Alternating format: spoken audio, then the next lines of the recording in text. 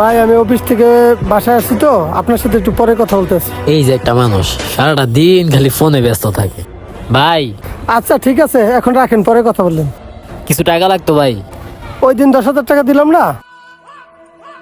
আরে ভাই 10,000 টাকাতে কোনো কিছু হয়? বন্ধু বান্ধব নিয়ে চলা লাগে না?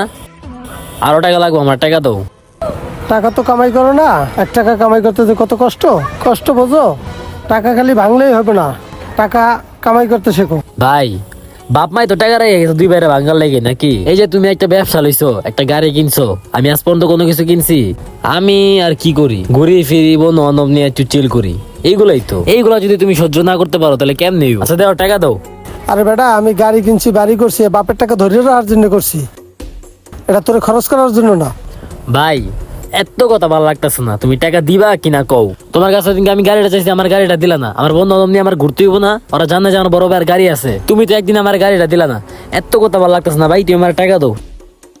আরে বেটা, তোর লই পারলাম না, নে টাকা নে। 1 সপ্তাহের মধ্যে আর আসবি না, পারলে কিছু করে দেখা। বাপের হোটেলে খাস, মায়ের হোটেলে ঘুমাস, তো কিছু করস না। যা যা, চোখের সামনে দেশার।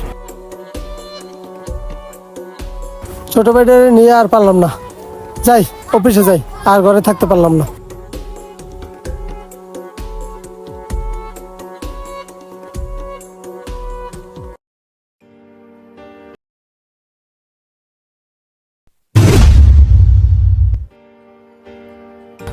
আচ্ছা ঠিক আছে, তুই আইতেলে। আরে এটা সুমন ভাই না? আসসালামু আলাইকুম ভাই। ওয়ালাইকুম আসসালাম। কিরে হৃদয়, কেমন আছোস? এই তো ভাই, আলহামদুলিল্লাহ ভালো। আমার ভাই কই? আপনার ভাই তো ভাই নষ্ট হয়ে গেছে, এলাকার বাজে পোলাপানের সাথে চলে। আমি ওর সাথে ভাই চলি না এখন তেমন একটা। নষ্ট হয়ে গেছে মানে? কিরে হৃদয়, কি করে? আপনার বাইরে তো ভাই আপনি খালি টাকা পয়সা দেন, কিন্তু আপনার ভাই যে টাকা পয়সা নিয়ে কি করে এটা তো আপনি আর দেখেন না।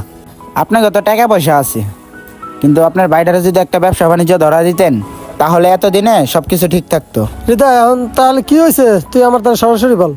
দেখেন ভাই, বর্তমানে সমাজটাই এরকম। পোলাপানের কাছে টাকা পয়সা থাকলে টাকা পয়সা দিয়া ভালো কিছু করে না, গিয়ে নেশা পানি করে।